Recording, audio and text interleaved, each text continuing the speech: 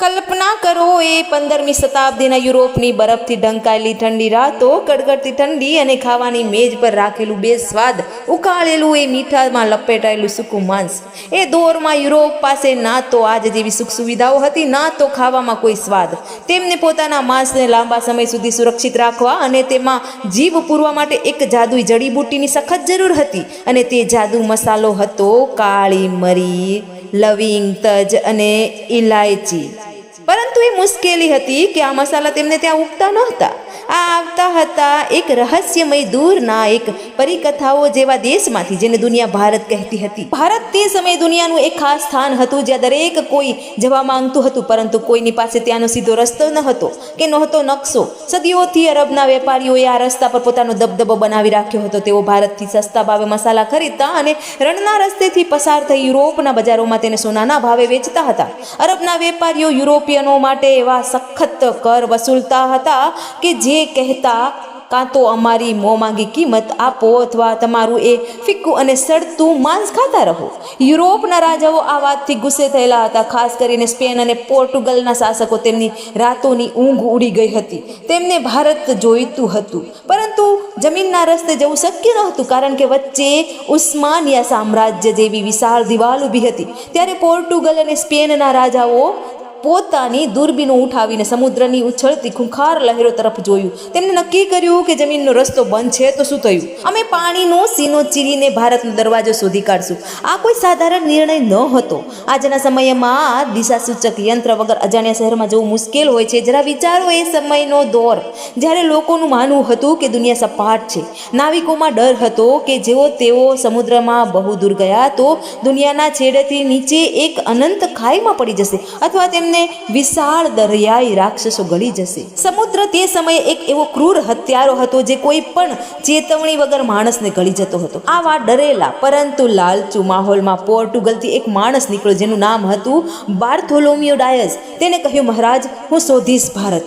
તે પોતાની નાવ લઈને આફ્રિકાના તટોના કિનારે કિનારે નીચેની તરફ ગયો, પરંતુ જેવો તે આફ્રિકાના સૌથી નીચેના ભાગે પહોંચ્યો, સમુદ્રએ તેને પોતાનું અસલી ખોફનાક રૂપ બતાવ્યું. લહેરો પહાડો એટલી ઊંચી ઉછળી રહી હતી, પવનો જહાજના ટુકડા ઉડાડવા તૈયાર હતા.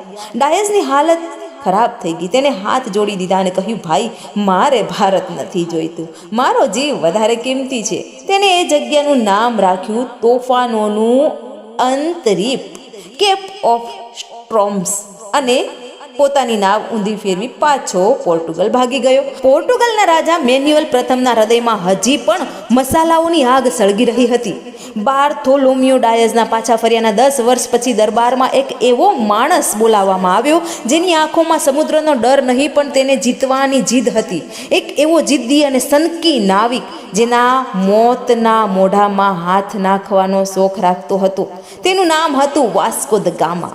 રાજાએ વાસ્કો દ ગામાની આંખોમાં આંખ નાખીને પૂછ્યું, શું તું એ કરી શકે છે જે ડાયસ ના કરી શક્યો? શું તું સમુદ્રના એ શેતાની દરવાજાને તોડીને મારા માટે ભારત લાવી શકે છે, શોધી શકે છે? વાસ્કો દ ગામાએ થોડું હસીને પોતાની તલવાર પર હાથ રાખ્યો અને કહ્યું, જો સમુદ્ર મને નહીં ગળે તો હું તમારા કદમોમાં આખી દુનિયાનો વેપાર લાવીને મૂકી દઈશ, અને અહીંથી જ શરૂ થવાની ઇતિહાસની સૌથી ખોફનાક, સૌથી રોમાંચક અને દુનિયાનો નકશો હંમેશા માટે બદલી નાખનારી દરિયાઈ યાત્રા. 8 જુલાઈ 1497 એ મનહૂસ લાગતો દિવસ. પોર્ટુગલનું લિસ્બન બંદર કોઈ શાનદાર જશ્નનું નહીં પણ એક ખોફનાક શોકનું સાક્ષી બની રહ્યું હતું. કિનારા પર ઊભેલી હજારોની ભીડ છાતી કૂટી કૂટીને રોઈ રહી હતી, જાણે વાસ્કો દ ગામા તેના નાવિકો સાથે દરિયાઈ યાત્રા પર નહીં પણ સીધા યમરાજ પાસે એક તરફી ટિકિટ લઈને જઈ રહ્યા હોય. જેવો લિસ્બનનો તટ આંખોથી ઓજલ થયો અને જહાજો ખુલ્લા એટલાન્ટિક મહાસાગરમાં પહોંચ્યા, સમુદ્રએ પોતાનું અસલી ખૂંખાર રૂપ બતાવવાનું શરૂ કરી દીધું.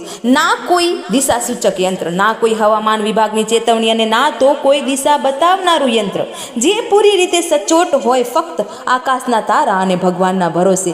આ મુસાફરો એક એવી દુનિયા તરફ વધી રહ્યા હતા જેનો નકશો આજ સુધી કોઈ માણસે નહોતો બનાવ્યો. થોડા અઠવાડિયા સુધી તો બધું જ ઠીક ચાલી રહ્યું હતું. પવનો મહેરબાન રહ્યા, પરંતુ એટલાન્ટિક મહાસાગર મહાસાગરનો મિજાજ બગડી ગયો. લહેરો એટલી ઊંચી ઉછળવા લાગી જાણે 10 માળની પાણીની ઇમારત તૂટીને સીધી જહાજો પર પડી રહી હોય. આકાશમાં વીજળીઓ એવી કડકી રહી હતી જાણે ઉપર કોઈ મહાયુદ્ધ ચાલી રહ્યું હોય. તોફાની પવનોએ જહાજોના સડને ફાડી ચિત્રા કરી દીધા. લાકડાના જહાજો એવા કચડાઈ રહ્યા હતા જાણે કોઈ અદ્રશ્ય દૈત્ય તેમના હાડકા ચાવી રહ્યો હોય. નીચેના ભાગમાં નાવિકોની હાલત જોઈને દયા આવતી હતી. દિવસ રાતના હિચકોલાથી ઉલટીઓ કરતા કરતા તેમના આંતરડા બહાર આવી ગયા હતા. કોઈ માથું પકડીને રોઈ રહ્યું હતું તો કોઈ કહેતું હતું કે ભાઈ કયા પાગલના ચક્કરમાં આવી ગયા, શાંતિથી પોર્ટુગલમાં બેસીને સૂકી રોટલી ખાઈને બેસી રહેત. આ ભારતના મસાલાના ચક્કરમાં હવે સમુદ્રની માછલીઓનો ખોરાક બનીશું. તોફાન તો જેમ તેમ કરીને પાર થઈ ગયું, પરંતુ પછી એક બીજા શાંત, અદ્રશ્ય અને ખૂંખાર દુશ્મને તેમની પર હુમલો કર્યો. શરીર ગાળી નાખનારી બીમારી, મહિનાઓથી તાજું ખાવાનું ફળ અને જીવન આપનારા તત્વો ન મળવાના કારણે નાવિકોના પેડામાંથી લોહી નીકળવા લાગ્યું. તેમના દાંત સડીને તૂટીને હાથમાં આવવા લાગ્યા. શરીર પર મોટા મોટા છાલા પડી ગયા અને ભયાનક બદબુ આવવા લાગી. જહાજનો નીચેનો ભાગ એક તરતી હોસ્પિટલ અને મુર્દાલ ઘરમાં ફેરવાઈ ગયો. રોજ કોઈને કોઈ નાવિકની લાશ એક ભારે પથ્થર સાથે બાંધીને સમુદ્રમાં ફેંકવામાં આવતો હતો. બાકી બચેલા નાવિકોની ધીરજ હવે પૂરી થઈ ગઈ, ખૂટી ગઈ અને તેમને વાસ્કો દ ગામા સાથે બળવો પોકાર્યો. તેઓ ઘૂંટણીએ પડીને કરગરવા લાગ્યા, કેપ્ટન અમને માફ કરો, પાછા ચાલો.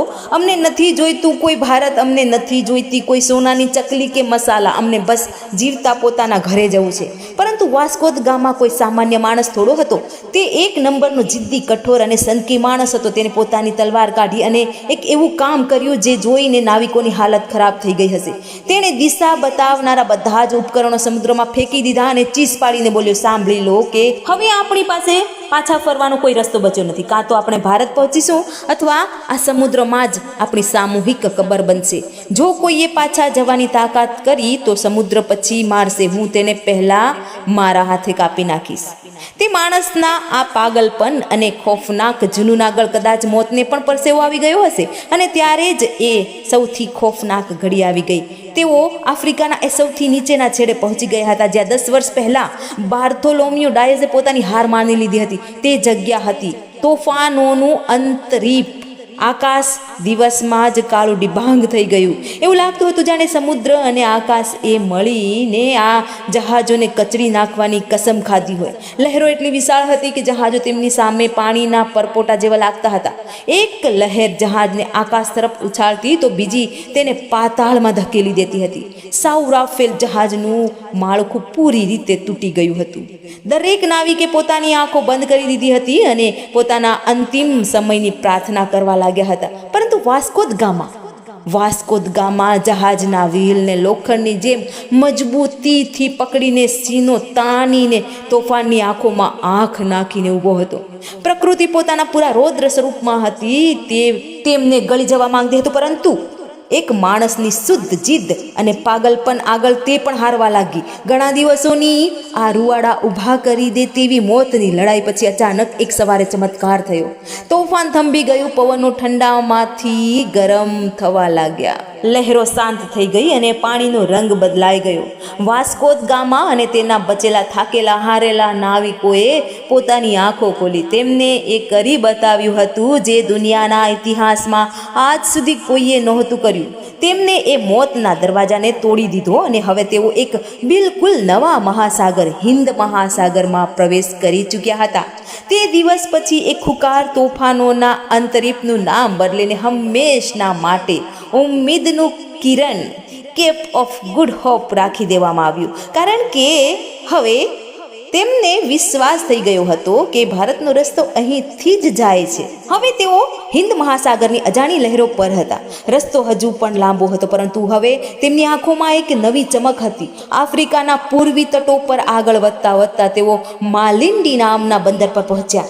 ત્યાં વાસ્કો દ ગામાની મુલાકાત એક એવા માણસ સાથે થઈ જેને ઇતિહાસનો રસ્તો જ બદલી નાખ્યો. તે એક ભારતીય નાવિક હતો અને વાસ્કો દ ગામા જ્યારે તેને ભારતનો નકશો બતાવે છે ત્યારે તે ભારતીય નાવિક હસવા લાગે છે. તેને કહે છે કે સાહેબ, તમે આ નાનકડા કાગળ પર ભારત શોધી રહ્યા છો.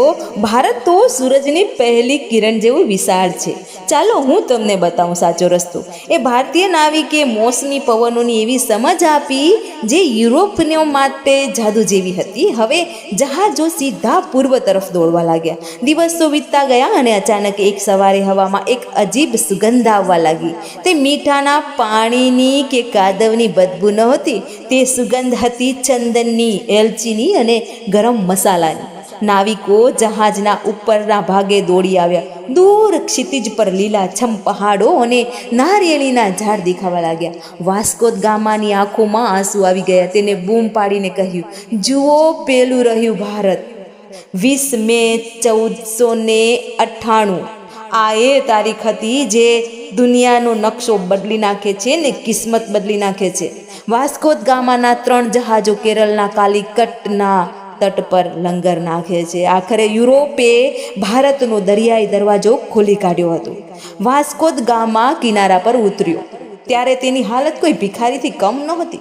ફાટેલા કપડાં અને લાંબી દાઢી, પરંતુ તેના ચહેરા પર એક વિજેતાનું અભિમાન હતું. ત્યાંના લોકો તેને અચરજથી જોઈ રહ્યા હતા. કાલિકટના રાજા જામોરીનના દરબારમાં વાસ્કોને બોલાવવામાં આવ્યો. દરબારની ભવ્યતા જોઈને પોર્ટુગલના આ નાવિકોની આંખો ફાટી ગઈ. ચારે બાજુ સોનું, હીરા અને મોતીથી પથરાયેલું હતું. રાજા પોતે પણ રત્નોથી લદાયેલો હતો. વાસ્કોએ રાજાને કેટલીક ભેટો આપી. 4 લાલ ટોપીઓ, 6 વાસણો અને થોડી ખાંડ. આ જોઈને દરબારીઓ હસવા લાગ્યા. તેમને લાગ્યું કે આ કોઈ મામૂલી ચાંચીઓ છે, પરંતુ રાજા જામોરીન દયાળુ હતા. તેમને વાસ્કોને વેપાર કરવાની પરવાનગી આપી. પરંતુ આ મંજૂરી બાદ શું થયું? તો આ મંજૂરી ભારત માટે મોઘી સાબિત થવાની હતી. વાસ્કો દ ગામા જ્યારે પાછો ફર્યો ત્યારે તેના જહાજો મસાલા અને કિંમતી સામાનથી ભરેલા હતા. રસ્તામાં ઘણા નાવિકો મર્યા, પણ જ્યારે તે પોર્ટુગલ પહોંચ્યો ત્યારે જશ્ન મનાવવામાં આવ્યો. ગણતરી કરવામાં આવી તો ખબર પડી કે આ મુસાફરીમાં જેટલો ખર્ચ થયો તેના કરતાં 60 થી 64 ગણો વધારે નફો થયો છે. હવે આ વાત આખા યુરોપમાં જંગલની આગની જેમ ફેલાઈ ગઈ. વાસ્કોએ માત્ર મસાલાનો રસ્તો નહોતો શોધ્યો, તેને ભારતની બરબાદીનો રસ્તો પણ ખોલી નાખ્યો હતો. તેના પછી પોર્ટુગીઝોએ ગોવા પર કબજો કર્યો. પછી ડચ આવ્યા, ફ્રેન્ચ આવ્યા અને અંતે આવ્યા અંગ્રેજો ઈસ્ટ ઇન્ડિયા કંપની લઈને. જે વેપારી બનીને આવ્યા હતા તેઓએ ધીરે ધીરે માલિક બનવા લાગ્યા. ભારતની સંપત્તિ લૂંટાવવા લાગી અને દેશ ગુલામીની સાંકળોમાં જકડાઈ ગયો. વર્ષો સુધી સંઘર્ષ ચાલ્યો, લોહી વહ્યું. પરંતુ વિડીયોના અંતે યાદ અપાવું છું કે ભારત એક એવી શક્તિ છે જેને ક્યારેય પૂરી રીતે દબાવી શકાતી નથી. 15મી ઓગસ્ટ 1947ના રોજ ભારતે આ બધી જ સાંકળો તોડી નાખી. ભારતની આઝાદી એ સાબિત કરે છે કે સત્ય અને સાહસની જ જીત હંમેશા થાય છે. તો મિત્રો, આ હતી વાસ્કો દ ગામાની એ સફર જેને ભારતને દુનિયાના નકશામાં લાવી દીધું, પણ એ એક મોટી કિંમત વસૂલીને. સત્યની સાથે. જય હિન્દ, જય ભારત.